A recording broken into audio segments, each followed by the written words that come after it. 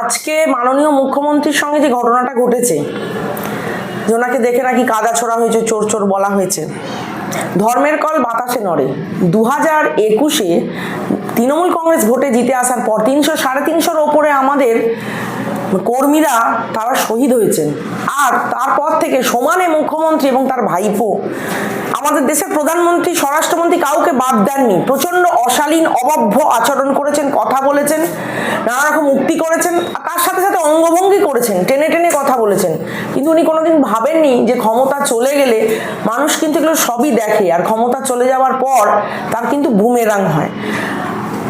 ঘুটে পড়ে গোবর হাসে যে একটা কথা আছে না, আজকে হয়তো অনেক নারীবাদীরা, অনেক হিউম্যান রাইটস আজকে রেড়ে করে নেমে আসবেন, কিন্তু বুদ্ধিজীবীরা হয়তো রেড়ে করে নেমে আসবেন যে একজন মহিলাকে এরকম ভাবে করা হলো। কিন্তু উনি তো উৎসাহ দিয়েছিলেন, ডিজে বাজানোর কথা তো ওনার ভাইপোই বলেছিল, তখন উনি কন্ট্রোল করতে পারেননি কেন? শুভেন্দু অধিকারীর গড়ে দাঁড়িয়ে সেখানে কি ভাষায় শুভেন্দু, তোর বাপকে ডাক, তোর বাপকে বল, এটা কি ভাষা? একটা পলিটিশিয়ানের ভাষা। তোর বাপকে বল, তোর বাপকে ডাক, তোর জমিতে তোর জায়গায় এসে দাঁড়িয়ে বলে গেলাম। এটা রাজনীতি, এটা গণতন্ত্র, এটা মত প্রকাশের অধিকার, এটা স্বাধীনতার অধিকার। বাংলার মানুষ এগুলো দেখেনি, বাংলার মানুষ এগুলো মেনে নেবে না কোনোদিনই, এই ধরনের অশালীন জিনিসপত্র। আর বিশেষ করে উনি তো কিন্তু সাধারণ মানুষ নন, উনি রাজ্যের একজন মুখ্যমন্ত্রী, তার ভাইপো সেকেন্ড কমান্ড ইন তৃণমূল কংগ্রেসে, তিনি একজন সাংসদ। তাদের এইরকম মুখের ভাষা, ডিজে বাজাবো, চরম চরম করে ঢাক বাজবে, ওনার দলের লোকেরা বলেছে নকুলদানা, জল বাতাসা, গুড় বাতাসা খাওয়াবো। দিনের পর দিন হুমকি দিয়েছেন উনি সাধারণ মানুষকে, দিনের পর দিন। আর পার্টি অফিসে তুলে নিয়ে গিয়ে কত ছেলে মেয়েকে উনি পিটেছে। আজকে আমরা দক্ষিণ 24 পরগনা ফলতায় আমরা দেখেছি কুখ্যাত নোটারিয়াস ক্রিমিনাল জাহাঙ্গীর, এদিকে কোথায় শওকত মোল্লা, তাদের মুখে কি অশালীন কথাবার্তা। মিনি পাকিস্তানের জনক ববি হাকিম, সাধারণ মানুষকে চমকানো ধমকানো, এই রীতি বাংলার কালচার ছিল না।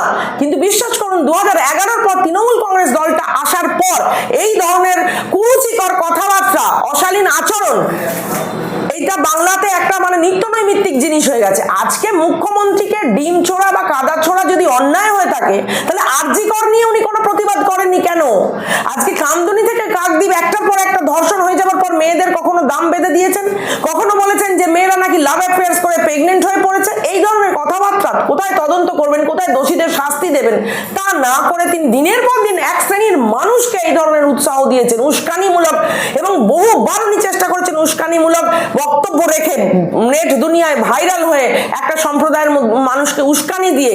এবং উনি তো বলেছিলেন যে জিতে আসার পর একটা সম্প্রদায়ের মানুষ কিন্তু চুপ করে বসে থাকবে না। এই ধরনের জিনিসপত্র যখন হুমায়ুন কবির বলছে যে ওরা 30 আমরা 70 কেটে ভাসিয়ে দেবো গঙ্গার জলে, তখন তো উনি প্রতিবাদ করেননি। এই ধরনের বক্তব্য ওনার দলের নেতারা একাধিকবার দিয়েছেন, উনি কোথাও কখনো প্রতিবাদ করতে আমরা শুনিনি, কখনো উনি দুষ্টের দমন শিষ্টের পালন করেননি। তাই জন্য সাধারণ মানুষ আজকে এটা করেছে। হয়তো মহিলা হিসেবে আমার নিজের খারাপ লাগছে, কিন্তু ওই যে বললাম ঘুটে পড়ে গোবর হাসে, একটা সময় উনি চরম চরম ঢাক বাজানোকে উৎসাহ দিয়েছিলেন, অনুব্রত মণ্ডলকে বীরের সম্মান দিয়ে ফিরিয়ে আনার কথা বলেছিলেন।